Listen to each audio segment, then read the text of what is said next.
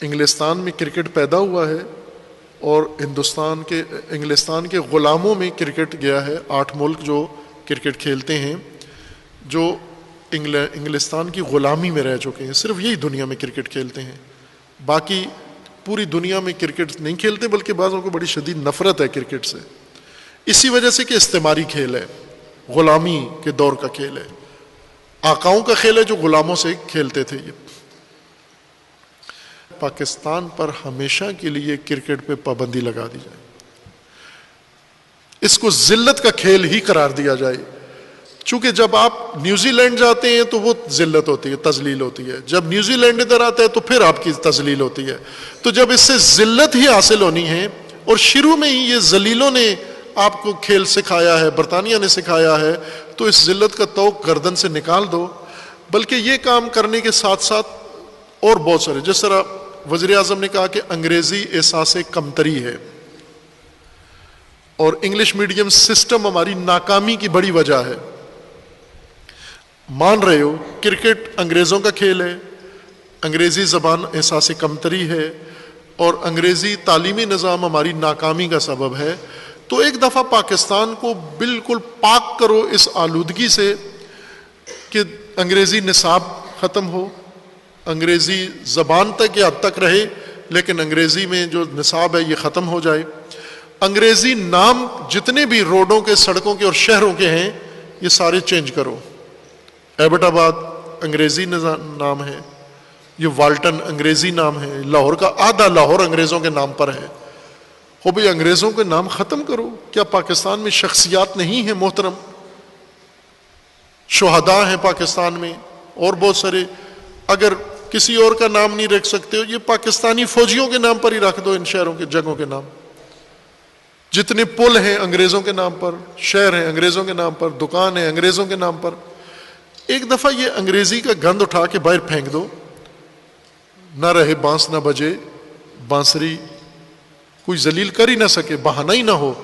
جب تک کرکٹ رہے گی تم ذلیل ہوتے رہو گے. اور ان حقیر ملکوں کے ہاتھوں میرا یہ مشورہ ہے وزیر اعظم کو کہ باقی ماندہ جو آپ کے مدت ہے وزارت عظمیٰ کی، سیاست آپ نے پہلے بھی نہیں کی، معیشت آپ سے پہلے بھی نہیں سدھری، ملکی مسائل پہلے بھی نہیں کر سکے، وعدے اپنے کوئی بھی پورے نہیں کر سکے، چھوڑ دیں ان کو.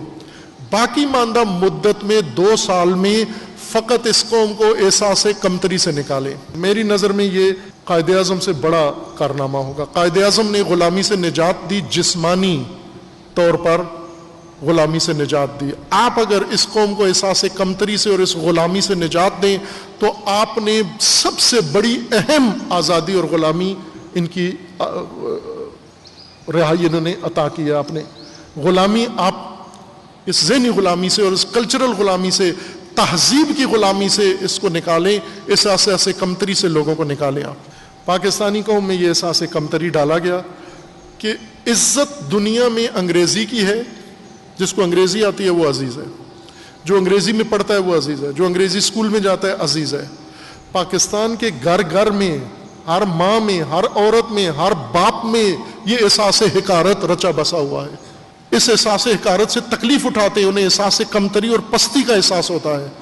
اس احساس سے نکلنے کے لیے اپنے بچوں کو جوکر بناتے ہیں، کارٹون بناتے ہیں، ٹائیاں پہناتے ہیں، کوٹ پینٹ پہنواتے ہیں، انگریزی ان سے بلواتے ہیں، گھروں کے اندر ان سے انگریزی میں بات کرتے ہیں. ماں کو پنجابی بھی نہیں آتی بولنا اور بچے کو انگریزی میں بات کرواتے ہیں.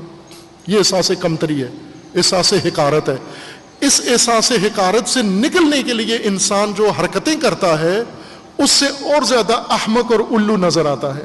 اور آپ دیکھیں وزیر اعظم نے درست کہا ہے، انگریزی بولتے ہو 2 لفظ درست نہیں ہوتے، 2 جملے درست نہیں ہوتے، غلط بولتے ہو، پھر بھی انگریزی بول کے اپنا امیج بنا رہے ہو دنیا میں. پاکستانیت کو فروغ دو. پاکستانیت میں ہماری عزت ہے. اپنی تہذیب پاکستانی بناؤ، اپنی تعلیم پاکستانی بناؤ، اپنی زبان پاکستانی بناؤ، اپنا لباس پاکستانی بناؤ، اپنا سسٹم پاکستانی بناؤ. پاکستانیت کو فروغ دینے میں ہماری عزت ہے. ساتھ یہ بھی کہا ہے کہ دنیا اس کی عزت نہیں کرتی جو احساس کمتری میں مبتلا ہو، اپنے کپڑے اتار کے کسی اور کے پہن لے. دنیا اس عورت کی عزت نہیں کرتی جو مردانہ کپڑے پہن لے.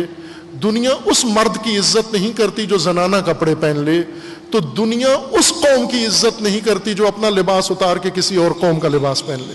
یہ درست بات ہے، 100% درست بات ہے، اور بہت زیبا بات ہے، بہت خوبصورت بات ہے۔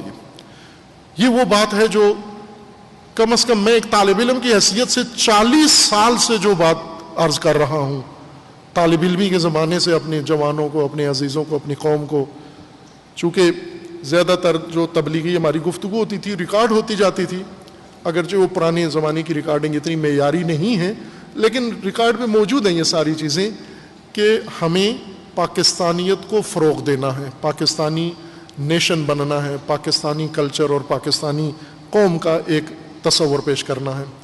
اس احساس کمتری سے نکلے ہم، اور یہ جو کہا درست کہا ہے کہ دنیا اس کی عزت نہیں کرتی جو دوسروں کی ادائیں اپنا لے، دنیا اس کی عزت کرتی ہے جو اپنی عزت خود کرے۔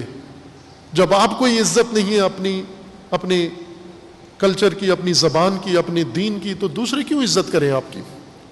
نفرت کریں عزیزان من، حقارت چھپانے کی جو چیز آپ استعمال کر رہے ہیں اسے اتار کے پھینک دو، جس سے حقارت چھپا رہے ہو اپنی، حقارت کو ختم، اس احساس کو اپنے اندر سے نکال کے باہر پھینک دو۔